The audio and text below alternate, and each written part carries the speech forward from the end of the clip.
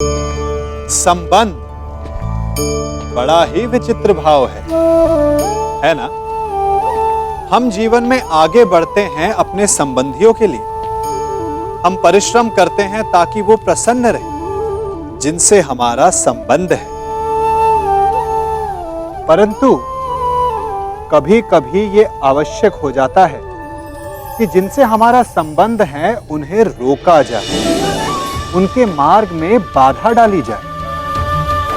अब आप कहेंगे कि ये कैसी बात है? जिनसे हमारा संबंध है, जिनसे प्रेम है, उनके मार्ग में बाधा क्यों? आवश्यक है। नदी की धारा में आया छोटा सा सेतु उसके प्रवाह को तीव्र कर देता है।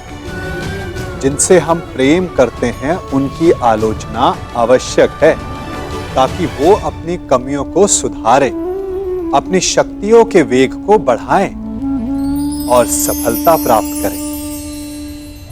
तुम भले ही अभिशापित हो और संसार के वीर योद्धाओं से कहीं अधिक श्रेष्ठ सिद्ध होगे। तुम मृत्युंजय कर्ण बनोगे, मृत्युंजय कर्ण बनोगे।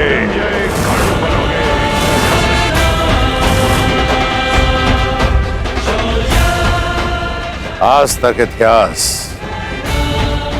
मनुष्य को मिले वरदान को स्मरण करते आया है, परंतु तुम्हारा श्राप वरदान से कहीं अधिक स्मरणीय रहेगा इतिहास में। जो महायुद्ध होगा उसमें तुम्हारा श्राप सबसे अधिक स्मरणीय रहेगा। मनुष्य वरदान पाकर भी विजय पथ की ओर नहीं बढ़ पाते, परंतु तुम अभिशप्त होकर भी निर्भय विजय पथ पर आगे बढ़ोगे कर्ण।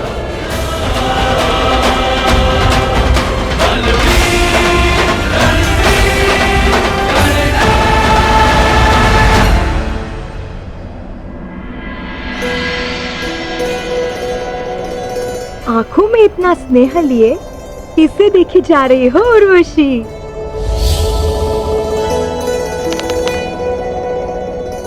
उस वीर को क्या तेज है उसके मुख पर और बाजुओं में कितना बल।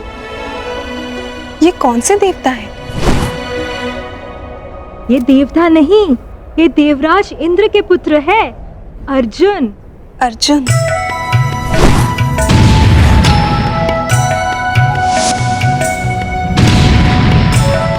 प्रतीत होता है तो तुम्हारा मन आ गया है इस देवता पुत्र पर मैं तो तुम्हें पहले ही सावधान कर चुकी हूँ। ये देवराज इंद्र के पुत्र है। तो मैं भी देवताओं को वश में करने वाली अप्सरा उर्वशी हूँ और इस देव पुत्र को भी मैं अपने वश में कर ही लूंगी। महाबली कांड की, महाबली कांड की, अंगराज कांड की, अंगराज कांड की, अंगराज कांड की, महाबली कांड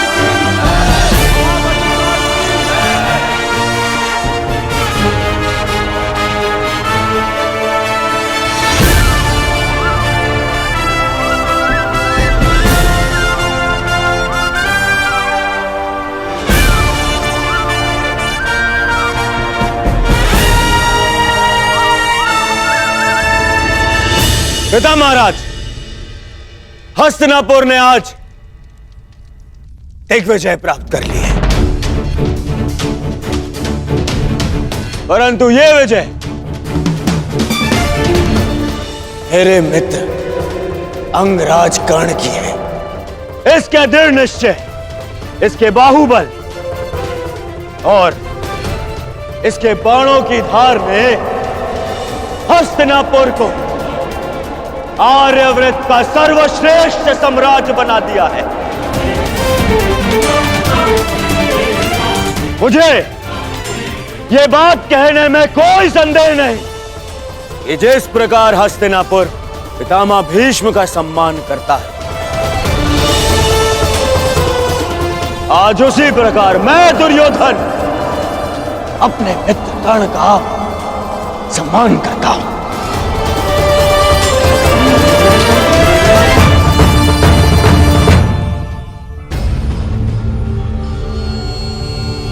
मैं तो ये तक कहूंगा कि मेरा मित्र कर्ण है तो मैं सनात हूं, और वो नहीं तो मैं अनाथ हूं। महाराज की जय हो। राजकुमार अर्जुन को पशुपतास्त्र प्राप्त हो चुका है और देवराज इंद्र उन्हें अपने साथ स्वर्ग ले गए हैं।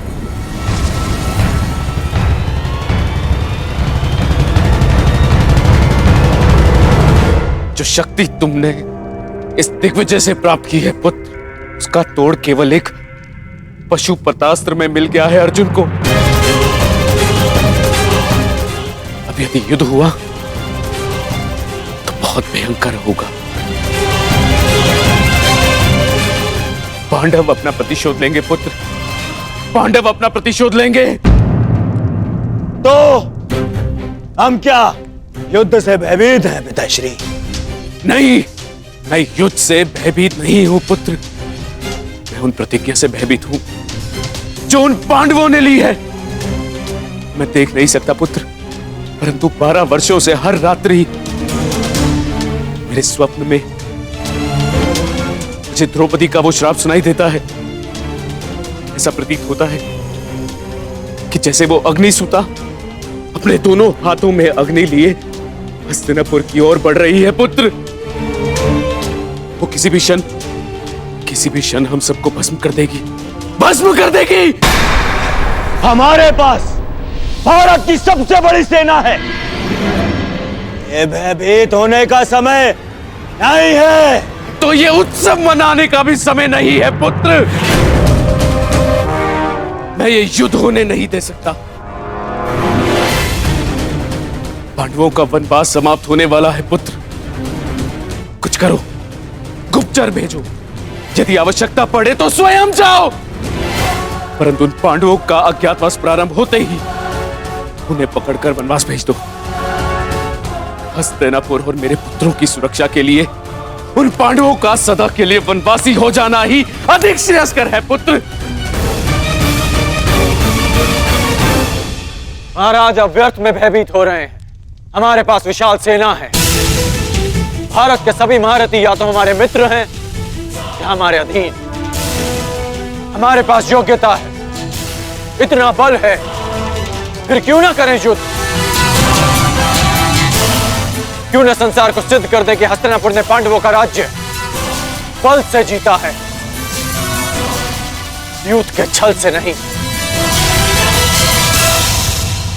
माना सभी महारथी तुम्हारे अधीन है कर्ण, परंतु मैं भाग्य को भी अपने पुत्र के अधीन होते देखना चाहता हूं। मैं भाग्य को कोई अवसर नहीं देना चाहता और ना ही उन पांडवों को।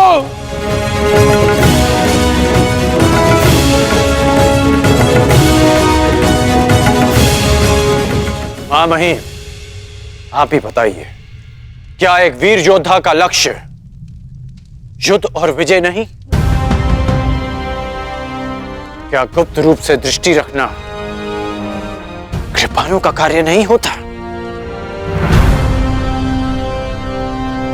इस समय मैं महाराज धृतराष्ट्र से सहमत हूं।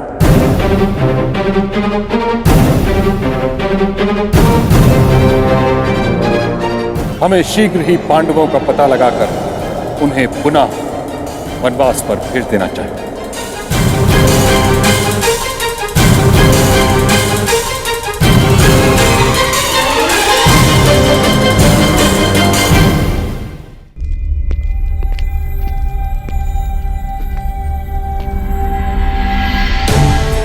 आप ऐसा कहेंगे ये तो मैं स्वप्न में भी नहीं सोच सकता था मामाई। गंगा की धारा को अपने बाणों से रोक देने वाले भीष्म, गुरु परशुराम से अपराजय रहने वाले भीष्म, युद्ध से भयभीत हो गए।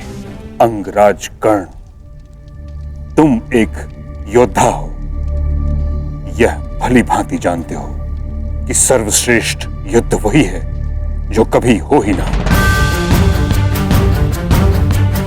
महाराज धृतराष्ट्र ने जो निर्णय लिया है वही उचित है।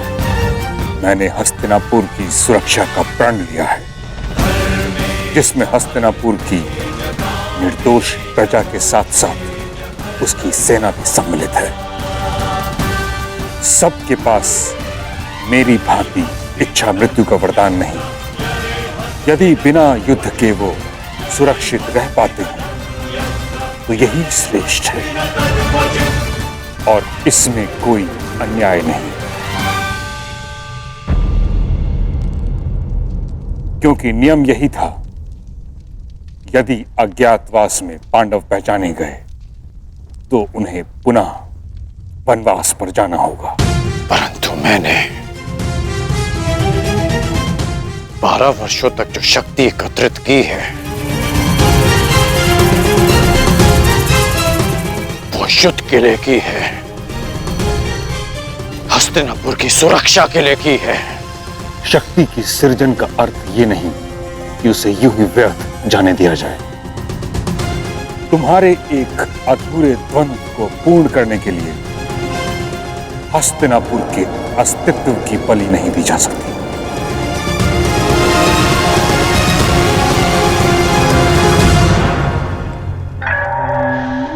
शांत महाबली कर्ण, शांत हो जाइए महामहिम। महाराज, यदि आपकी आज्ञा हो तो मैं कुछ कहूं? आज्ञा है। महाराज, मुझे लगता है कि अंगराज कर्ण का मत तर्कसंगत है।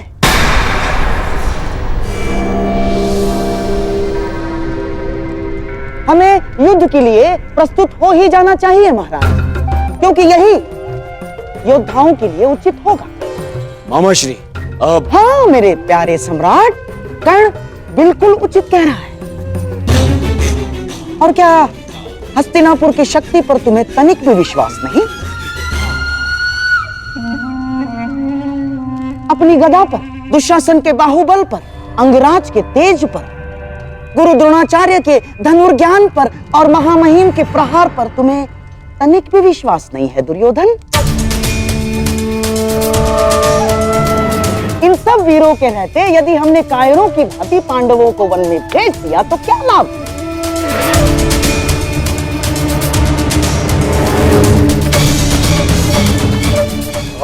मेरी बात समझो मेरे प्यारे सम्राट। कर्ण उचित कह रहा है।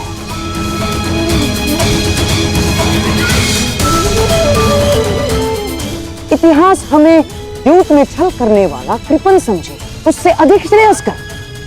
इतिहास हमें युद्ध में वीर गति प्राप्त करने वाला वीर समझे।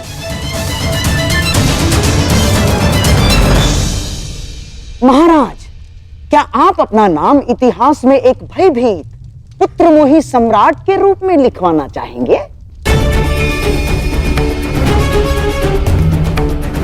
12 वर्ष महाराज, 12 वर्ष मैंने कर्ण के समक्ष रहकर बिताए हैं और 12 वर्ष मेरे सम्राट दुर्योधन ने कर्ण के साथ मिलकर जो पराक्रम किए हैं, जो तपस्या की है, उसे हम यूं ही व्यर्थ जाने देंगे महाराज? ना,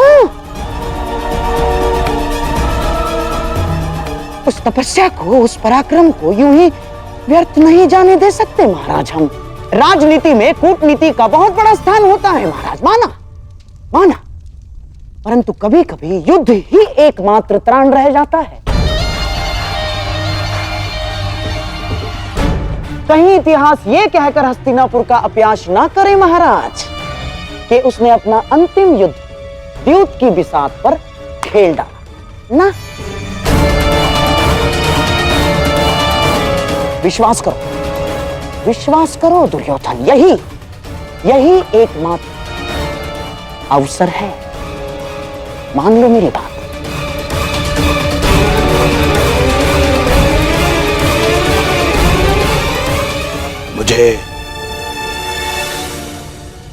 मुझे स्वीकार है।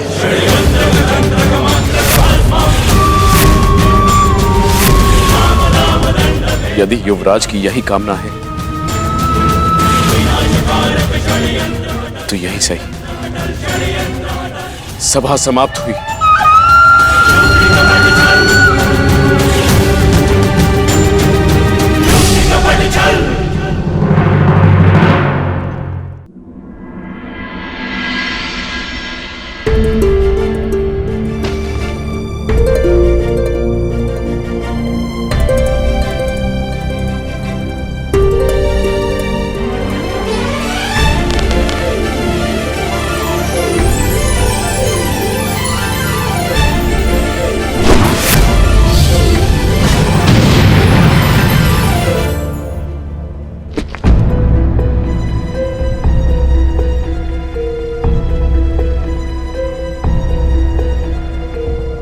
मेरा तुनीर कहाँ गए?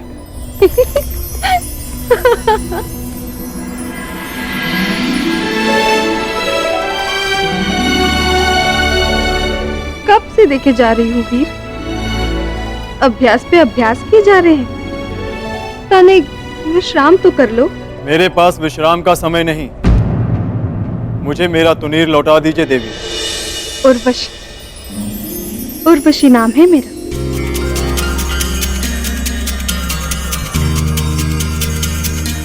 देवलोक की प्रधान अप्सरा हूं मैं।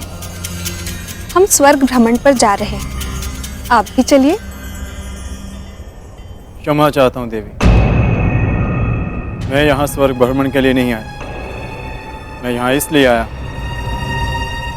क्योंकि मुझे कुछ पापियों को नरक का मार्ग दिखाना है। शीघ्र अपना अभ्यास समाप्त करके मुझे अपने भ्राताओं के पास जाना है।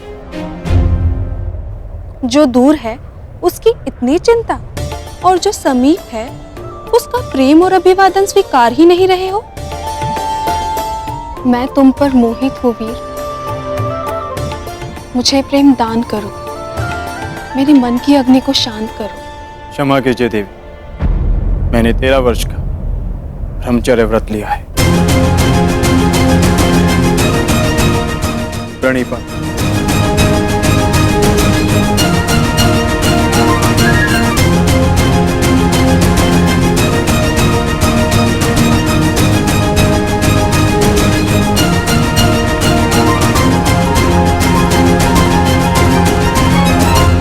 पाना तनिक कठिन है वीर, और यदि लक्ष्य जितना कठिन हो उसे पाने का आनंद दुगना हो जाता है।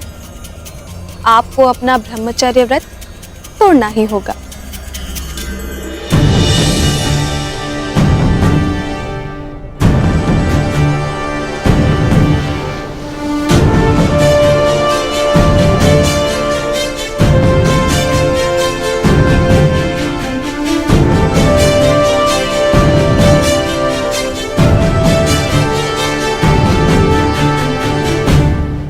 सागर की लहरों का स्वर